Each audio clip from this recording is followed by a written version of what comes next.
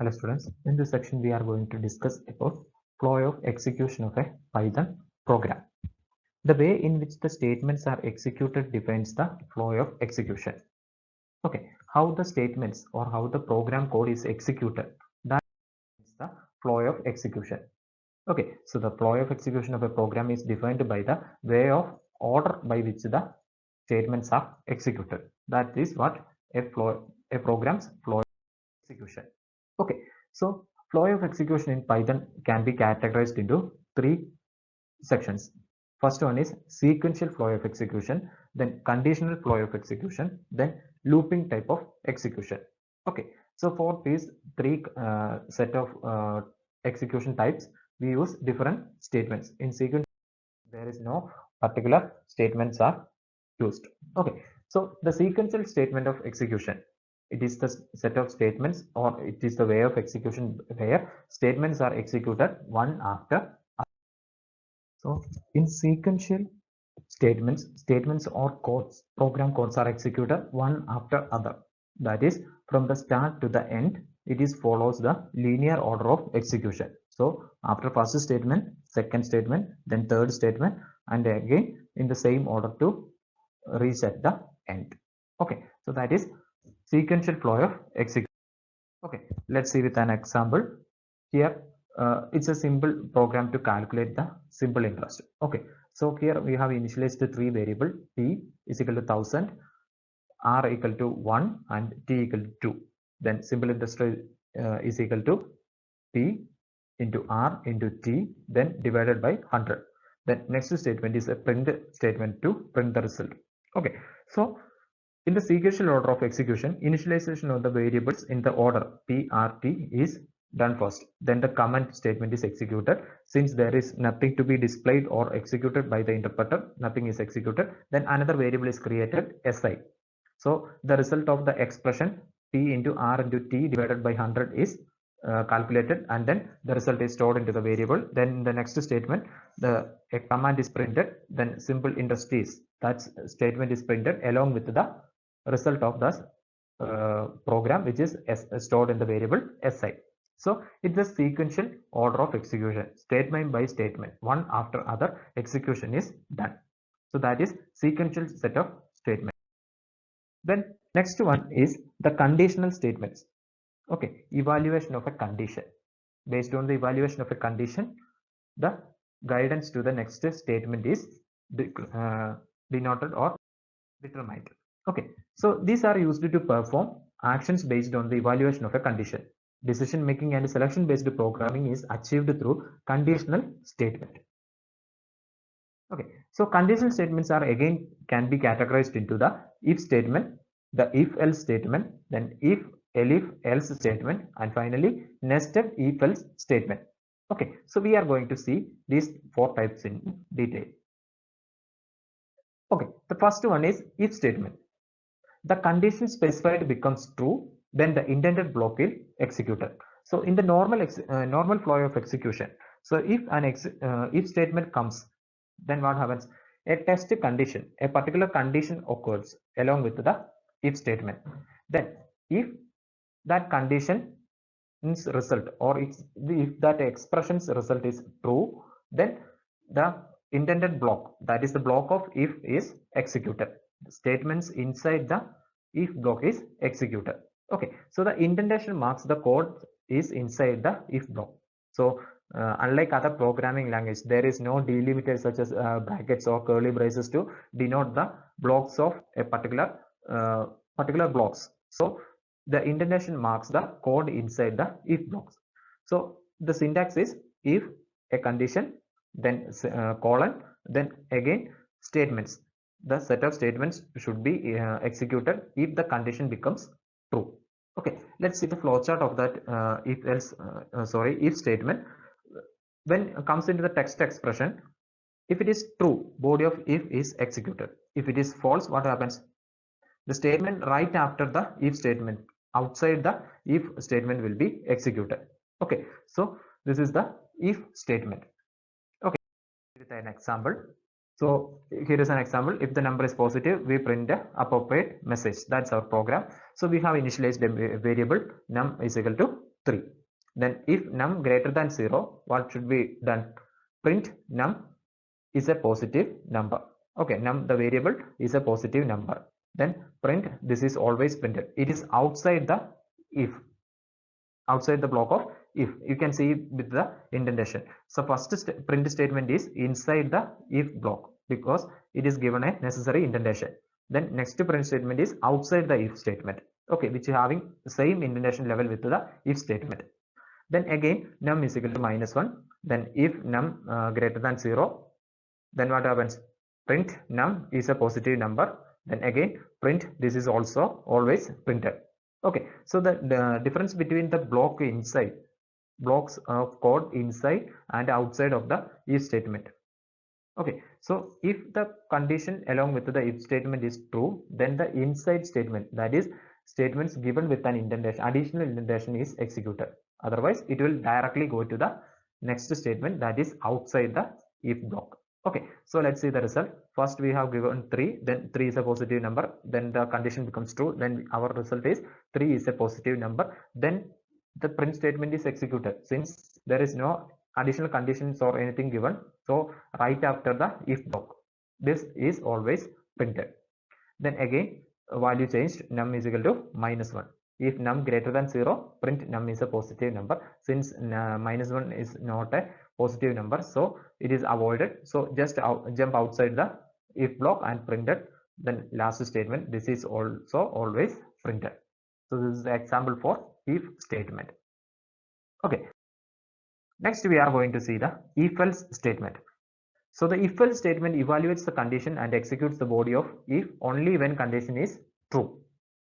Okay, so if the condition is false, then the body of else is executed. So indentation is used to separate these blocks. Okay, so we have seen this if statement. So there is no provision for if something to be done in the case of the condition becomes false. So the if else statement provides additional facility to execute some of the codes if the condition becomes false. Okay, let's see the flow chart. Then the text expression is come there. If it becomes true, then the body of if is executed. Then the condition becomes false, what happens? The body of else is executed. So in the syntax you can see if text expression, if it is true, then body of if is executed. Then if the condition becomes false, else, the body of else is executed. So if what happens if the condition becomes true, if else is executed? No. So if condition becomes true, else block is completely avoided and jump right after the statements of this if and else block. Okay, so that is the if else statement. An example. So this program checks if the number is positive or negative and displays an appropriate message. So here also we have initialized a variable with the value 3, and then if num greater than is equal to 0, then print positive or 0. Then else print negative number. So already we have given our value as 3, it is positive number, so our result will be positive or 0. So the else block is completely avoided since the condition becomes true. So what happens if it is -1, -1, like in the previous program? If num greater than or equal to 0, that condition becomes false. Then this print statement is does not executed, it directly goes to the else statement. Then the output would be negative number. Okay, so that is if else statement. The next one we are going to see is the if elif else statement. The elif is short for else if. It allows us to check for multiple expressions. Okay, if we want to check for multiple conditions, there may be conditions inside conditions. So such type of such kind of situations we will use the if elif else statements. Okay, if all the conditions are false, then the body of else is executed. Okay, if elif, then these conditions becomes false, then only the else condition is executed. Only one block among the several if elif else block is executed. So there can be a multiple levels of if and elif statements. Okay, so if, then elif, then again elif, then again elif, etc. up to a final else statement. What if all these conditions becomes false? That is denoted by the else block. So there is only one block will be executed during the execution of this program. So it jumps through the conditions through which condition becomes true, which block of condition becomes true, that particular block is executed the other blocks are not executed. Okay, the if block can have only one else block, but it can have multiple elif blocks. So the if program, if block can have only one else block at the end of the if elif uh, levels. Okay, so only one else is allowed, but it can have multiple elif blocks. Okay, example. Before that, let's move to the syntax here. If test expression, then body of if is executed. Then if it is false, then jumps to the elif test expression. If it is true, body of elif is executed. Then if it is also false, then goes to else statement. Here, this elif, multiple elif statements can be inside this if elif else statement. Only one else statement and one if statements are allowed. Multiple elif statements is allowed here. So in the flowchart, you can see if test expression of if is true, then body of if is executed. Then false, test expression of elif is executed. Then body of elif is executed. Then if it is also false, goes to the body of else. Then body of else is executed, and then finally back to the program flow. Okay, so that is elif else statement. Let's see with an example here.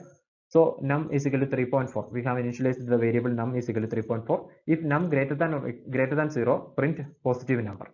Then if elif num less than is equal to 0, then print 0. Then else condition. What if these two conditions are false? Then else print negative number. Okay, so we will get a result. What will be the result? It is a positive number. 3.4 is a positive number. What if it is 0? Then what happens? The if block is completely avoided since number is not greater than 0. Then elif block is checked.